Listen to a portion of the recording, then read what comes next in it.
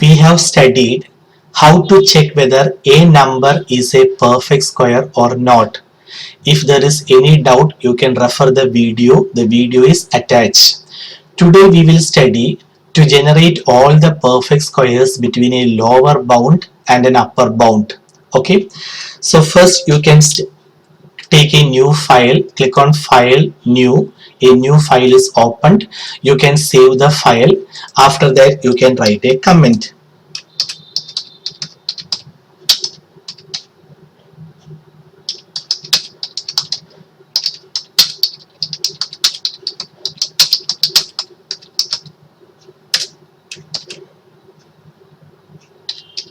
Okay, perfect square between lower bound and upper bound, or maybe you can go for multi-line comment because multiple lines are there, you can see that, so it's better to go for a multi-line comment. Now how do you check whether a is a perfect square or not? First, a should be entered from the keyboard.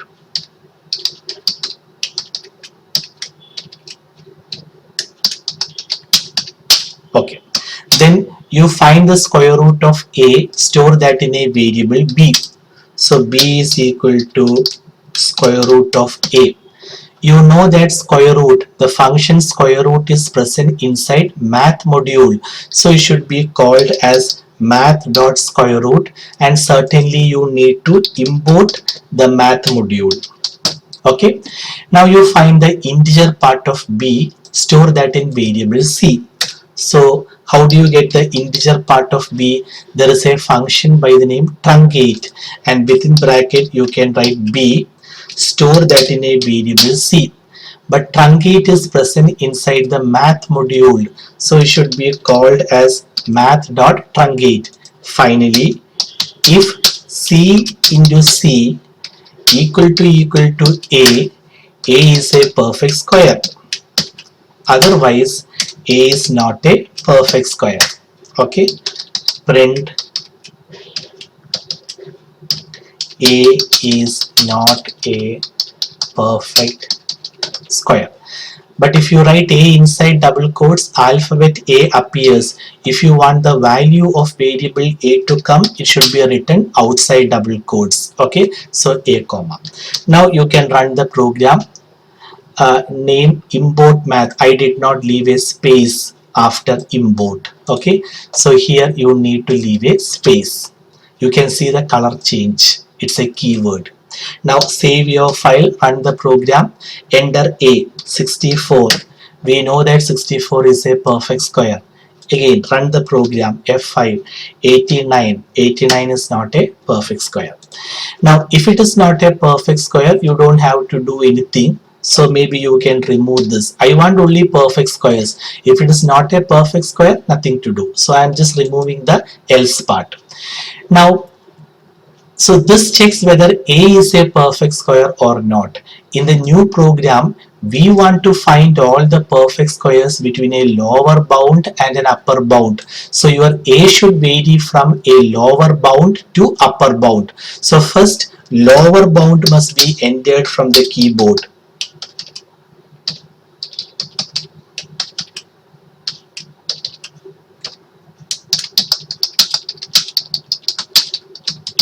Okay, now the upper bound must be entered from the keyboard. You can copy paste this one, and here you can use variable name u, and here you can write upper bound.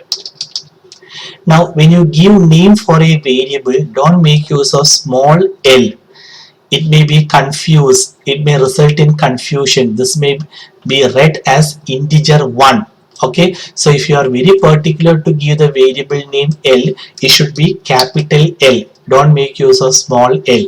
Now your a should vary from lower bound to upper bound. So how can you write the code for that? A should vary from lower bound to upper bound. The keyword for followed by variable name a, because a is going to vary, isn't it? So for a in range, lower bound comma upper bound plus 1. If you want up to u, it should be written as u plus 1, and for loop should end with colon. Now these are statements corresponding to for loop, so they should be indented properly. Select the statements, press the tab key. Okay, so they are statements corresponding to for loop. So suppose your lower bound is 1, your upper bound is 4, then how do you get? It is range 1 comma 5. So range 1 comma 5 returns all the integers from 1 to 5 minus 1, 1 to 4. So here a takes the first integer in the range 1, and here you get 1 is a perfect square, so 1 displayed. Now the second integer in the range 2, that comes in variable a. 2 is not a perfect square, it is not displayed. The next integer in the range 3, that comes in variable a. So here 3 is not a perfect square, it is not displayed. Finally, the last integer in the range 4. So a takes the value 4, and here we get 4 is a perfect square, so 4 displayed in the computer's monitor. Okay, so this is how a varies from lower bound to upper bound. Now let me run the program. You can see lower bound is 1, the upper bound is 100.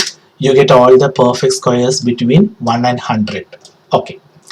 Now suppose if you want the answer to appear in the same line, here put a comma, change the ending character to space. Change the ending character to space. You can see that 1, 200, you will get all the perfect squares between 1 and 200.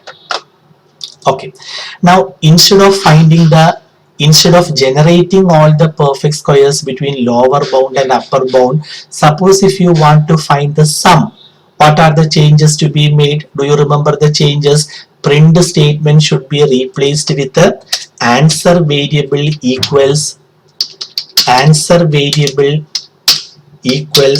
answer variable plus general term, and here the general term is a. Answer variable should be given the initial value 0, and certainly the answer should be printed. The alignment is important. Don't print it like this after calculating the answer. So this must be replaced. Okay, so this one should be replaced with this statement. Answer variable should be given the initial value 0, and the answer variable should be displayed. The alignment is very important. Only after calculating the answer, only when you come out of for loop, the answer should be displayed. So this is not a part of for loop, this is outside the for loop, so it should be indented like this. Okay, now save the file, run the program. You can see lower bound is 1, the upper bound is 10, the answer is 14. So what are the perfect squares between 1 and 10? 1, 4 and 9. So 1 plus 4, 5, 5 plus 9, 14. You get the answer 14. Now suppose if you want product of all the perfect squares, changes, plus becomes star, answer variable should be given the initial value 1.